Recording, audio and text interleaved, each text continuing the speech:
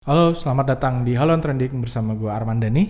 Gua Mawar Kresna. Kita bakal ngebahas trending topik yang terjadi di Twitter selama seminggu, apa yang menarik, kenapa mereka menjadi trending topik, siapa aktornya, dan ini merupakan kerjasama dengan Nah, kita kerjasama dengan Kedata, sebuah perusahaan monitoring media sosial di Yogyakarta yang menjadi partner kami untuk menganalisis trending di Twitter dan pergerakan-pergerakan siapa saja yang memainkan isu ini.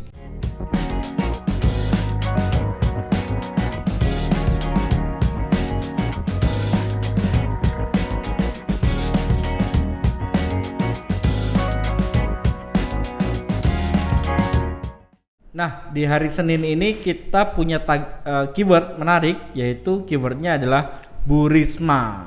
Bu Risma, Wali Kota Surabaya. Betul sekali, dan Emang beliau kenapa nih? Bu Risma tuh dia ini ya sujud nangis di depan seorang dokter gitu. Dia meminta maaf karena masalah COVID ini. Minta gitu. maafnya karena dia nggak kompeten atau merasa bahwa bisa memberikan lebih. Tidak ada penjelasan sejelas itu sih, cuman dia minta maaf aja kepada dokter gitu. Nah ini lumayan sih, dia nangkring sampai 11 jam.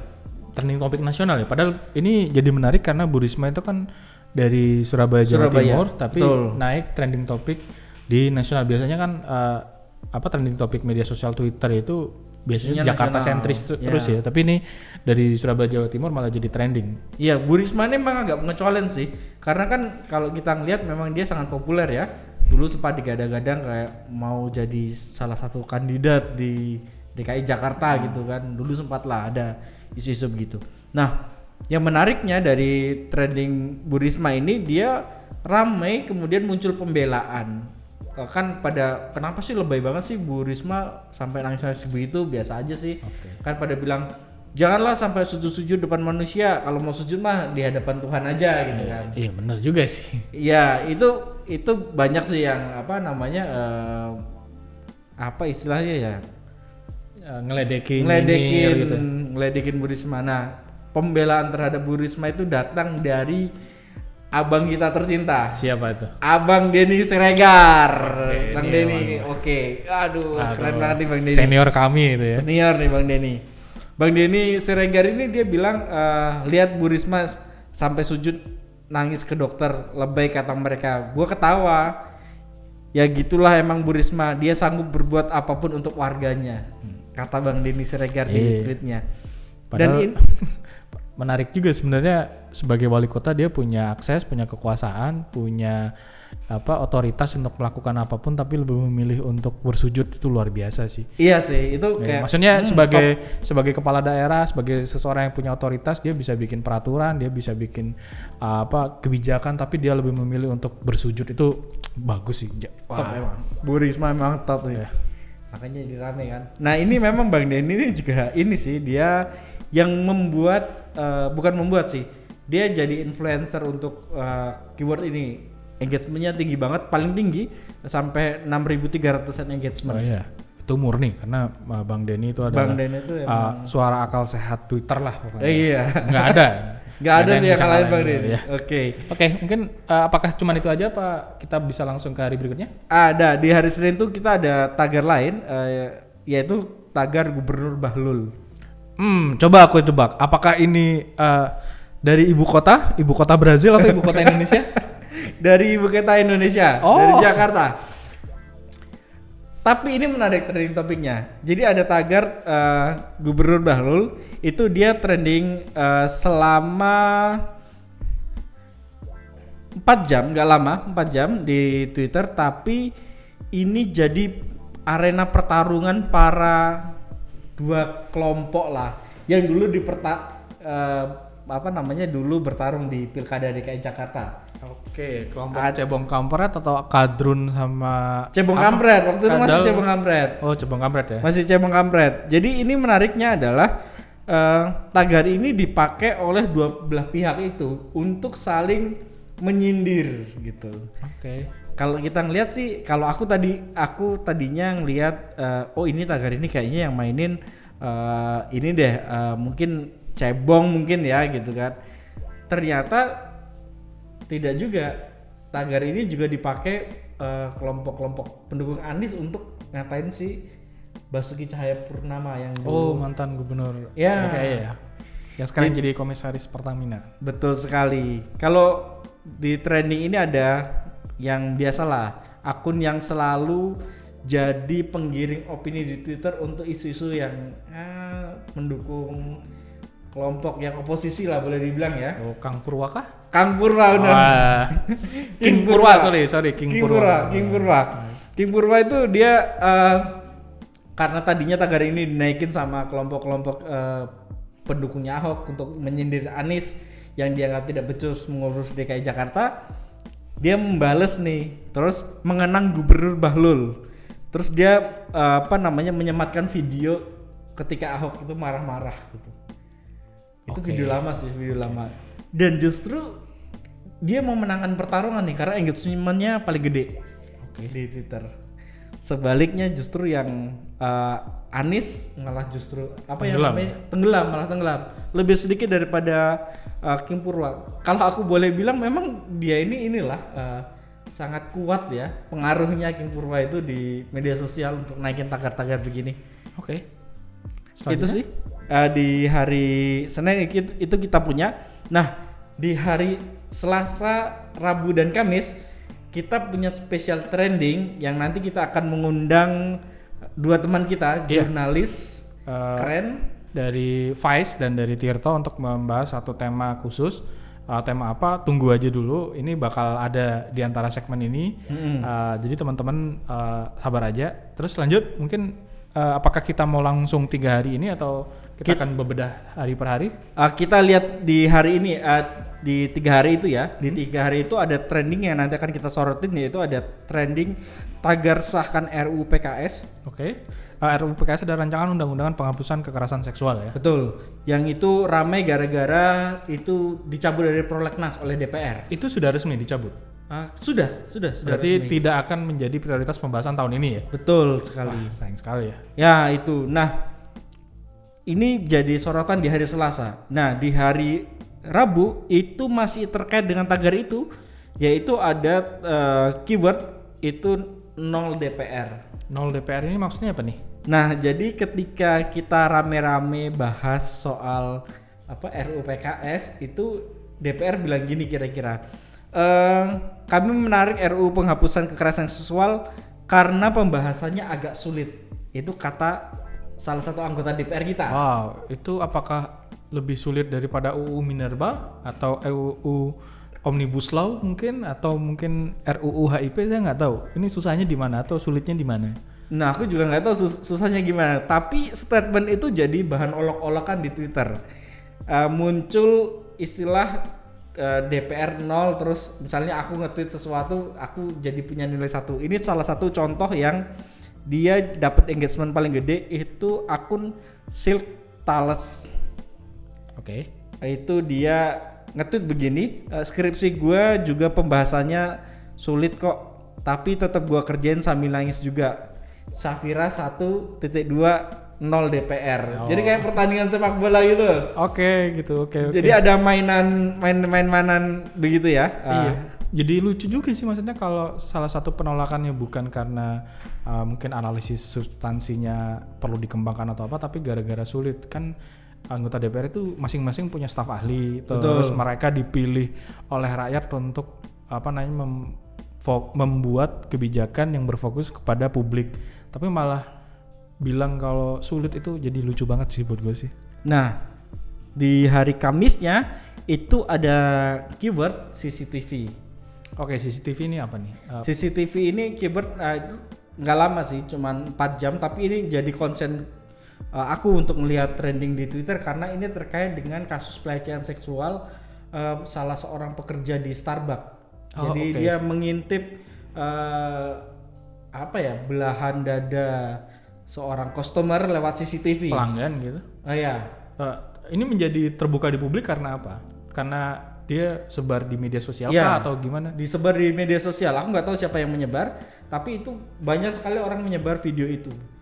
Dan itu akhirnya jadi konsentrasi dan bertepatan juga pas kita juga memang lagi rame soal RUU ini kan, mendukung untuk pengesahan RUU PKS gitu. Oke. Nah, karena 3 trending ini menarik, makanya aku tadi bilang mau mengundang 2 orang jurnalis yang memang dia membuat liputan tentang pelecehan seksual, tapi khususnya di kampus. Nah, mereka itu membuat kolaborasi namanya Nama Baik Kampus yang melibatkan 3 media. Apa aja tuh? Tirto, Vice, dan Jakarta Post. Wah, media SJW semua itu. Media SJW, iya. Tapi ini menariknya adalah laporan mereka ini mendapatkan award, namanya SOPA Award. SOPA, jadi menang atau masuk nominasi? Masuk finalis. Masuk finalis ya? Finalis. Oke.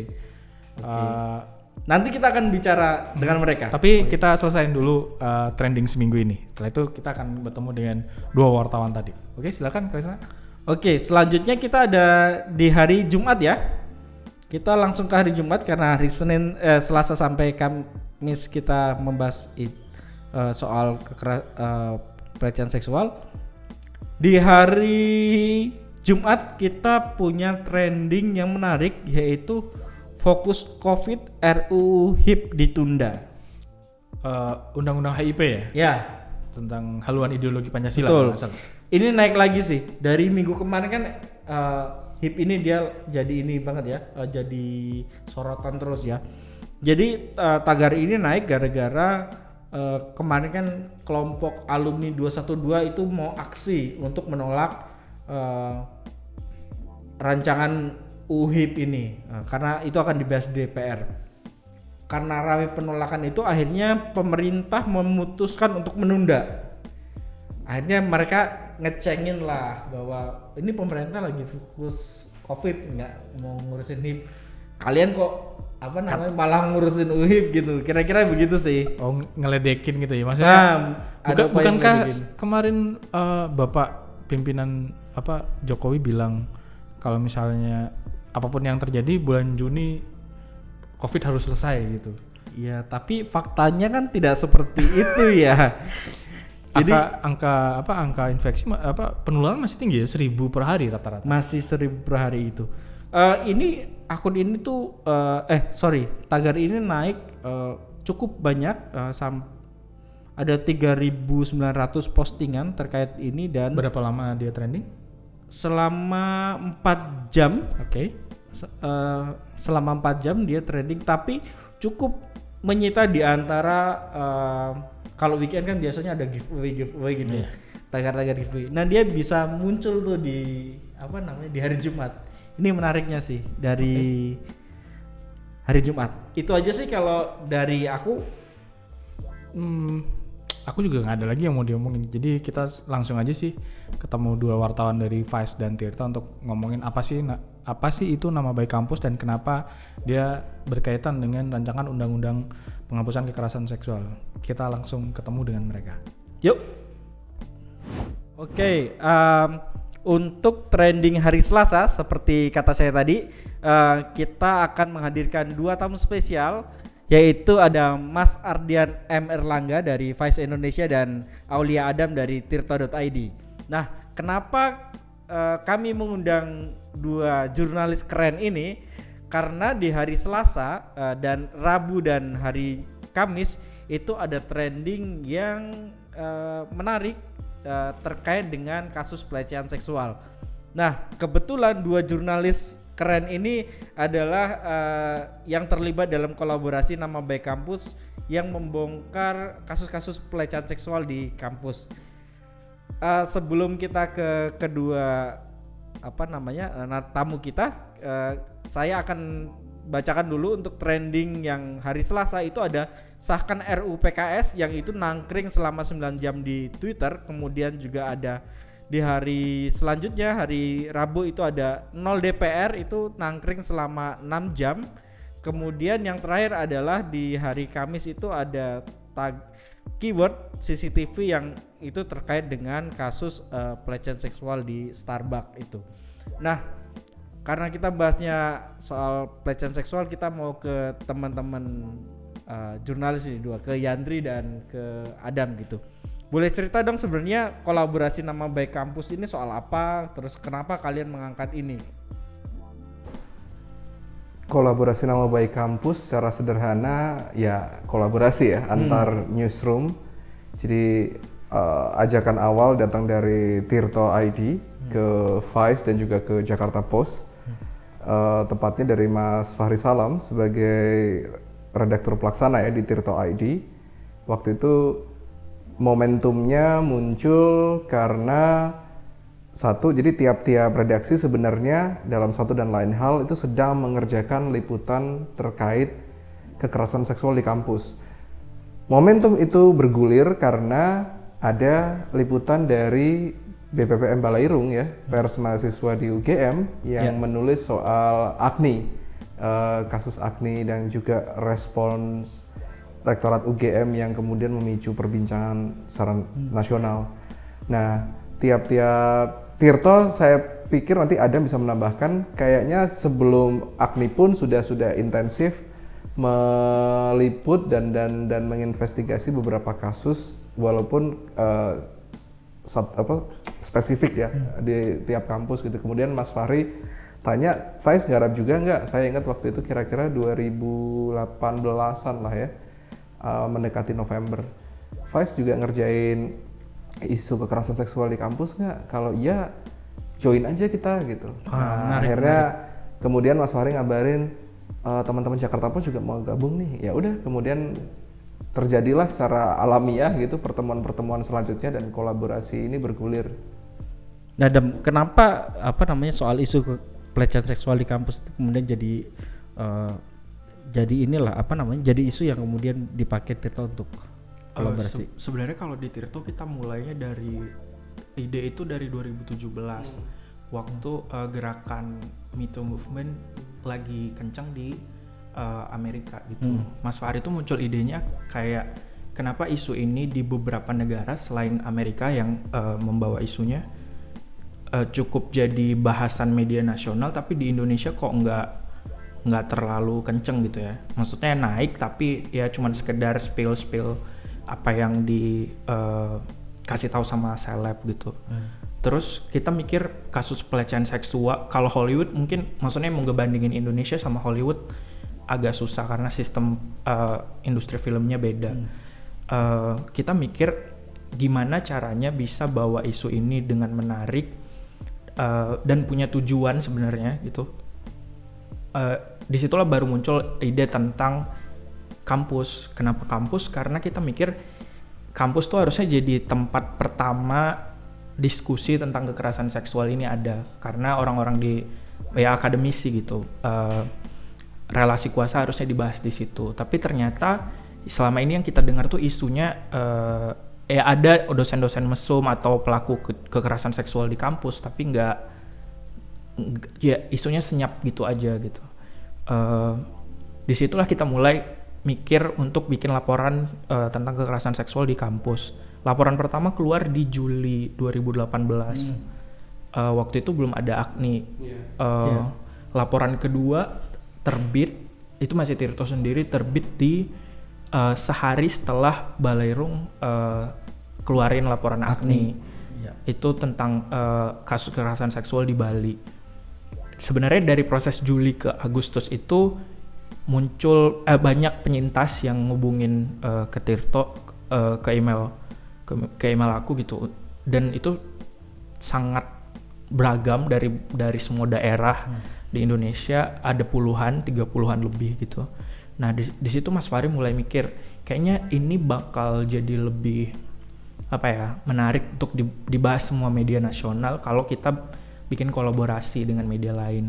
Di situ sih kenapa akhirnya Mas Fahri ngubungin beberapa media yang kayaknya punya visi yang sama untuk bahas kekerasan seksual. Ya di November 2018 itu kita mulai, dan kasus laporan pertama nama baik kampus tuh keluar di Februari.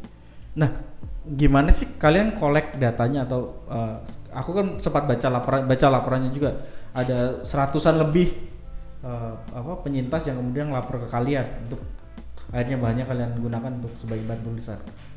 Gimana?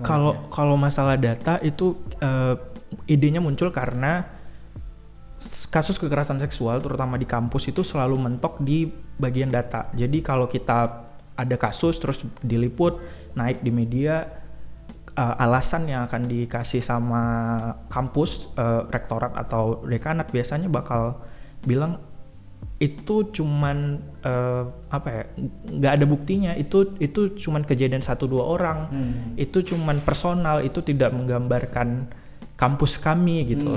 Akhirnya kan yang dibutuhkan dari narasi itu adalah data yang kuat bahwa emang terjadi di kampus kayak gini, jenisnya kayak apa.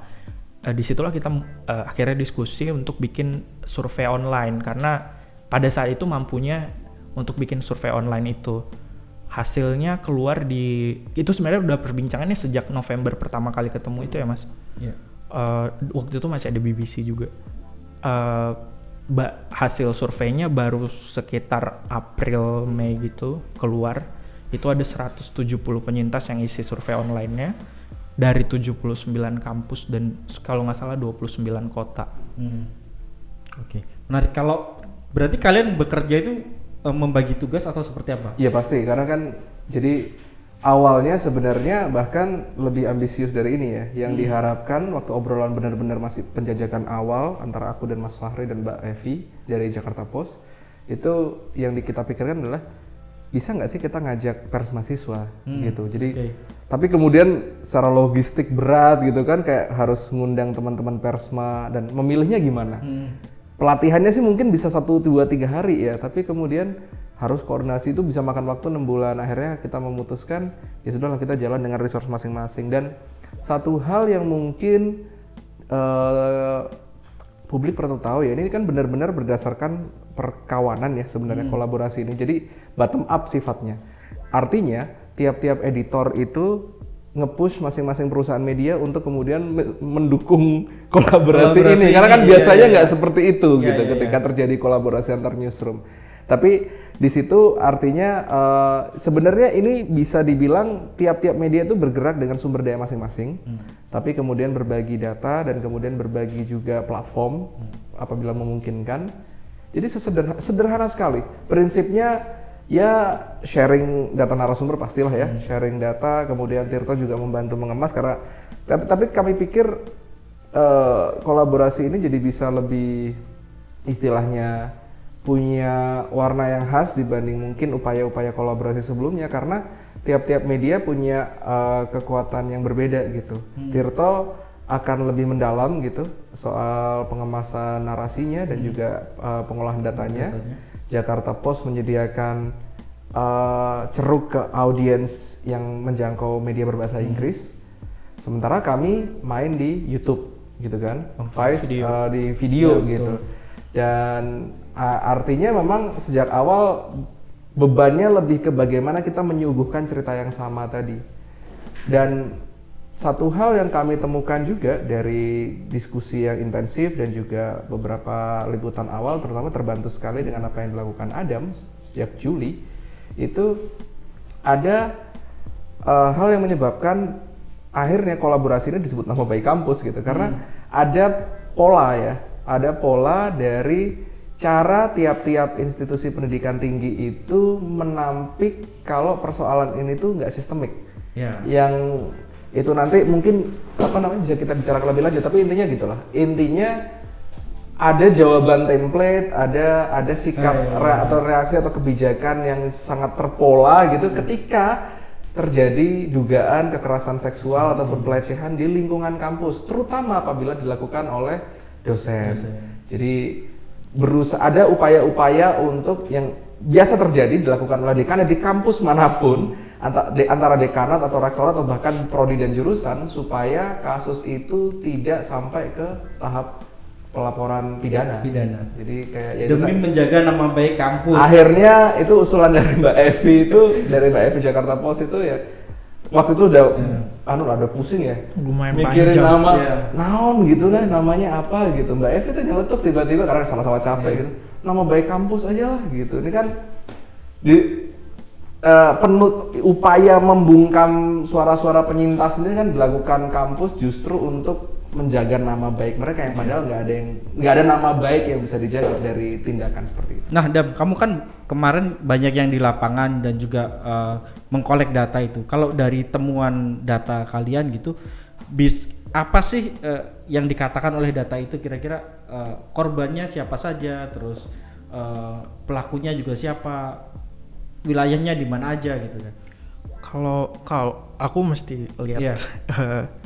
data yang benar ya. Itu ada sih sebenarnya di Tirto. Total yang masuk itu tadi kayak yang aku bilang ada 174 penyintas dari 29 kota dan 79 kampus. Kampusnya nggak cuma negeri, itu literally kayak semuanya swasta juga.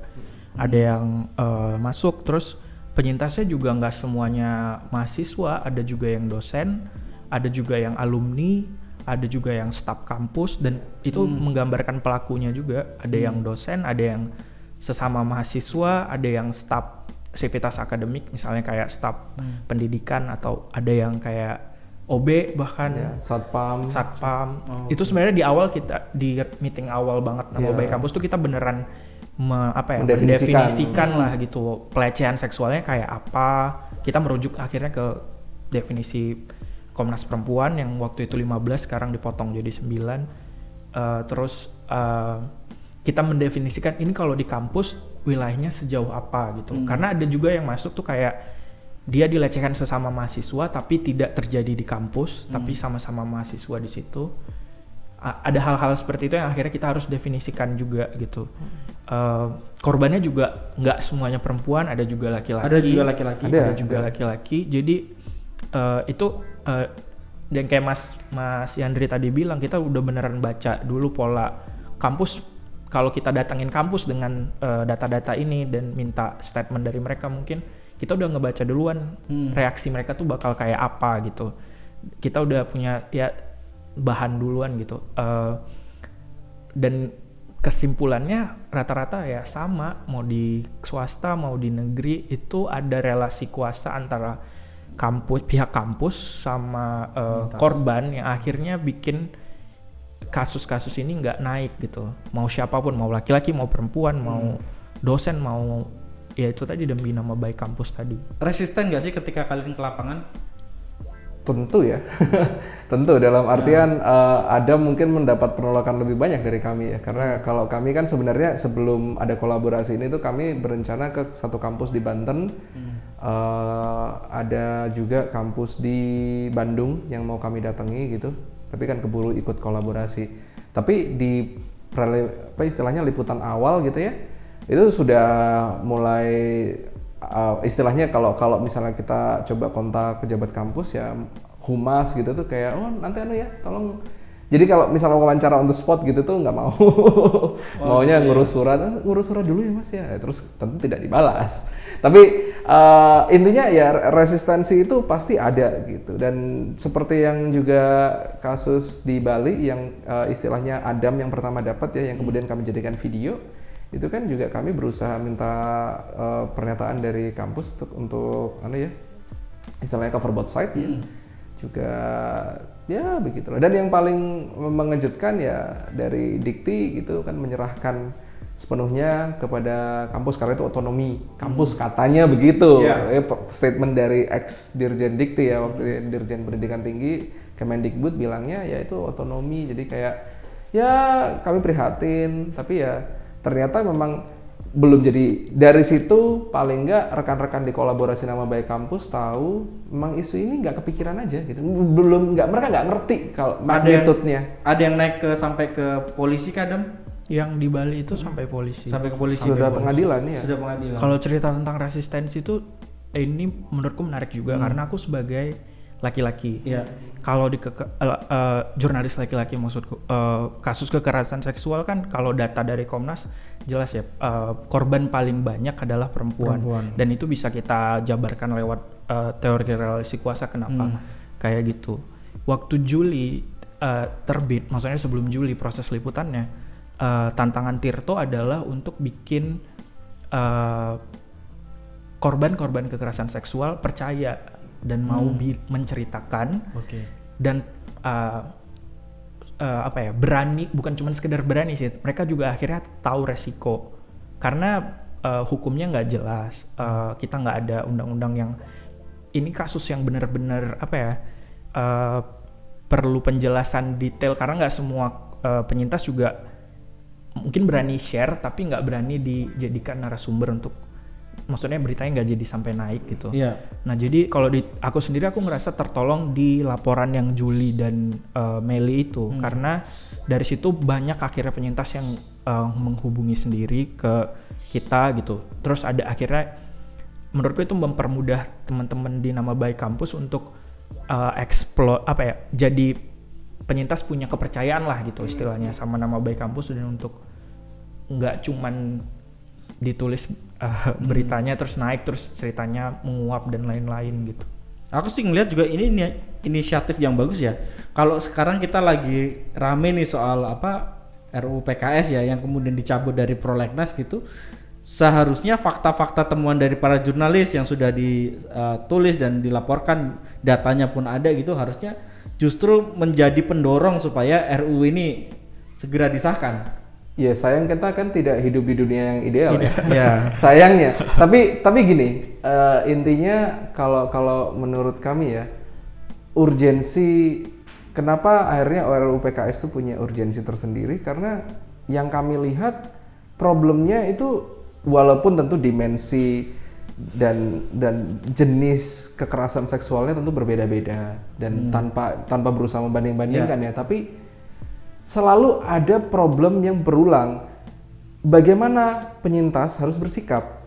Karena itu tadi Adam sudah menyebut hukumnya nggak jelas, dan kalaupun ada piranti hukum untuk katakanlah yang kesannya melindungi penyintas, itu tidak membantu sama sekali gitu, karena berdasarkan kesaksian dan berdasarkan survei-survei yang sudah dilakukan sebelum kolaborasi Nama Baik Kampus, dan kami jadikan acuan juga baik itu dari Komnas Perempuan ataupun dari beberapa yayasan ya dan LSF, itu pengalaman harus menceritakan ulang trauma kekerasan seksual mereka ke polisi itu sangat-sangat tidak membantu gitu. Jadi artinya, dan bisa jadi kalau berkaca pada keterangan aparat, polisi juga nggak ngerti harus ngapain. Oh iya, betul. Karena nggak ada yang enforce mereka untuk ini guideline-nya ya gitu. Dan itu kan semua dibutuhkan, dan apalagi keperpihakan gitu.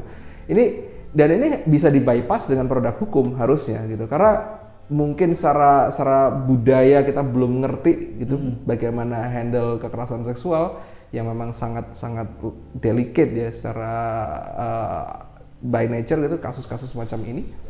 Ya akhirnya yang dibutuhkan adalah kepastian hukum sebetulnya, karena nggak adil buat saya pribadi gitu ya, dan pastinya buat teman-teman kolaborasi Nama Baik Kampus lainnya, ketika kekerasan seksual itu justru beban pembuktian terbesar atau beban untuk memperjuangkan keadilan itu diserahkan kepada penyintas. Iya, jadi kayak Meliana gitu ya di Bali gitu, yang ditemukan istilahnya yang mau bercerita pada Adam, itu kan empowering ya dia ya. Dan dia memang sangat ingin memperjuangkan keadilan gitu untuk kasusnya.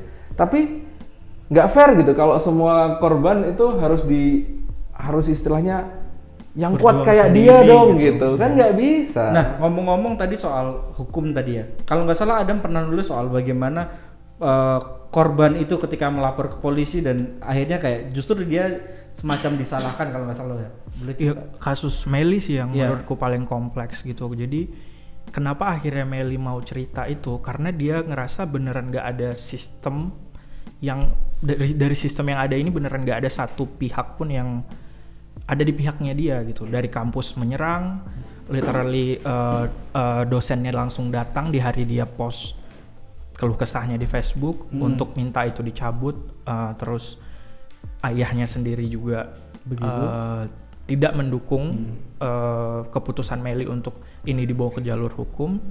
Hukumnya juga kan kasusnya Meli itu revenge porn ya sama si dosennya. Jadi ITE juga mengancam Meli sebagai individu gitu. Jadi beneran sistemik banget yang dihadapi. Maksudnya ya orang dengan tekanan kayak gitu, dia literally bilang sama aku nggak peduli sih ini cerita, biarin aja, karena ada proses aku beneran kayak memastikan ini resikonya beneran besar buat Meli kalau ini sampai diterbitkan. Kita juga sebelum terbit sama Mas Fahri hubungin legal dulu gitu supaya ini beneran jangan sampai ini terbit malah jadi Meli yang dihantam balik istilahnya gitu. dan itu prosesnya cukup lama makanya sampai itu terbit. Tapi kenapa yang akhirnya bikin menguatkan itu karena Meli beneran bilang sama aku dia ngerasa sendiri, dan terserah sih kalau abisnya aku dibully, mau dibunuh sama dia ya, dosen mungkin dari siapa gitu yang nggak senang sama dia kalau ini terbit. Yang penting aku udah bilang apa yang versi aku, kata dia gitu, dengan nada yang sangat depresif gitu.